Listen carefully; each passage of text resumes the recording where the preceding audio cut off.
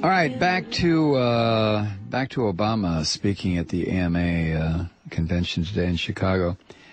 After saying, mentioning to them that we are in a bind in terms of how much we spend and what we get for the return, he goes on then to talk about the danger of inaction, not doing anything, and why it is imperative to fix the system now. If we fail to act, $1 out of every $5 we earn will be spent on health care within a decade. And in 30 years, it will be about 1 out of every 3, a trend that will mean lost jobs, lower take-home pay, shuttered businesses, and a lower standard of living for all Americans. And if we fail to act, federal spending on Medicaid and Medicare will grow over the coming decades by an amount almost equal to the amount our government currently spends on our nation's defense. It will, in fact, eventually grow larger than what our government spends on anything else today. It's a scenario that will swamp our federal and state budgets and impose a vicious choice of either unprecedented tax hikes or overwhelming deficits or drastic cuts in our federal and state budgets. So to say it as plainly as I can, health care is the single most important thing we can do for America's long-term fiscal health. That is a fact. That's a fact. And it is a fact. And I understand why the right-wingers refuse to see it as a fact, because what the right-wingers are trying to do is bankrupt the country. I mean, seriously bankrupt it. They've stolen about all they can steal. We are in debt up to our eyeballs. But to go ahead and absolutely bankrupt us, because then they'll have the kind of society that they want, which is unbridled, unrestrained capitalism, which goes by another name. It's called feudalism. Or in this country in the early years, it was called slavery. That's what these sons of bitches want. He also said if we fail to act, premiums will climb higher, benefits will erode further, the rolls of the uninsured will swell to include millions more Americans. And he addressed it right to the doctors. He said, all of which will affect your practice. Yeah. Now, how the right-wingers, he addresses here, how the right-wingers have used fear tactics and warnings of socialized medicine to scare us from these reforms. Scary because their big pharma and big insurance lobbyist backers wouldn't like it. Now the question is, how do we finish the job? How do we permanently bring down costs and make quality, affordable health care available to every single American? That's what I've come to talk about today. We know the moment is right for health care reform. We know this is a historic opportunity we've never seen before and may not see again. But we also know that there are those who will try and scuttle this opportunity no matter what. Who will use the same scare tactics and fear-mongering that's worked in the past. Who will give warnings about socialized medicine and government takeovers, long lines and ration care, decisions made by bureaucrats and not doctors. Right. We have heard this all before. And because these fear tactics have worked, things have kept getting worse. Hello? So let me begin by saying this to you and to the American people.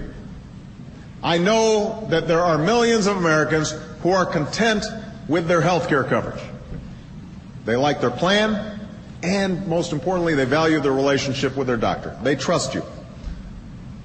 And that means that no matter how we reform health care, we will keep this promise to the American people. If you like your doctor, you will be able to keep your doctor, period.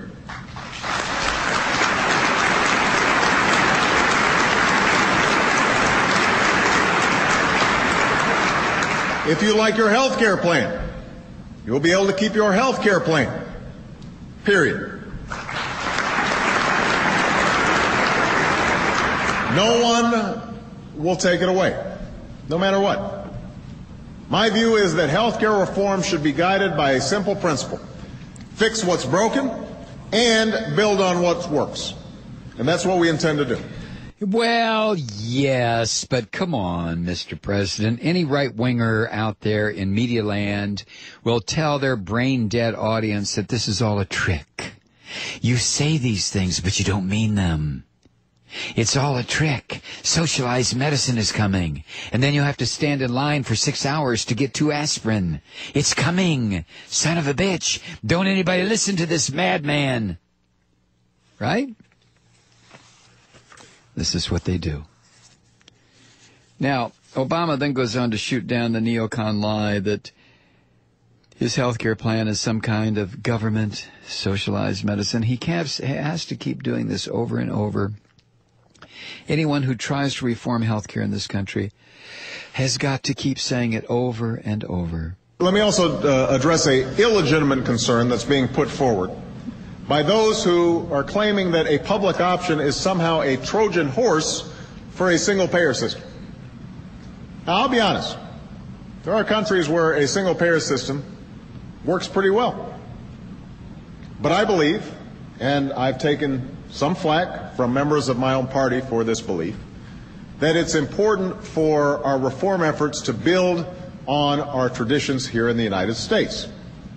So, when you hear the naysayers claim that I'm trying to bring about government-run health care, know this: they're not telling the truth. That means they're lying sons of bitches. The reality is, now Obama is slick. He says here, when you hear the naysayers claim I'm trying to bring about some government-run health care, they're not telling the truth. That's true. That's true. And he says that I'm not really interested, I can't be, in a single-payer system that works for some countries but wouldn't work here.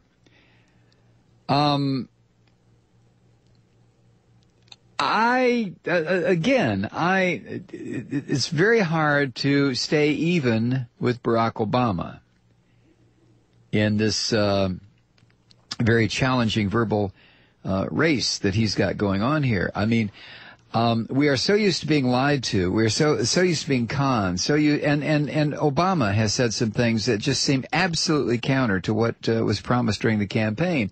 But then I have to stop and remind myself, wait a second, Malloy.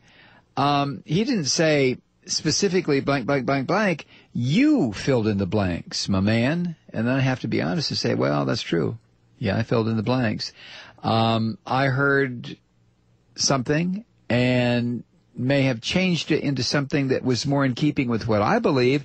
But you're right, other Mike. Barack Obama never said those things.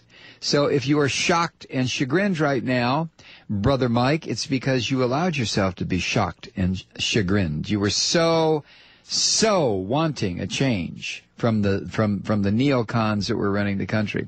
All right, all that aside, the first step in single payer truly is to say, okay, here's what we're going to do. We're going to have we're going to have health insurance subsidized by the government, or however you want to say it. It's going to be, I mean, what do you call Medicare? What do you call Medicaid? What do you call these programs? Let's call them health care subsidized by the government. And as he says, you know, it can't go on. Medicare and Medicaid, if it continues to go on with the kind of outflow that is required now, it's going to hit a brick wall, and then the whole thing collapses. So what's the solution? The solution, he says it. Build on the things that work.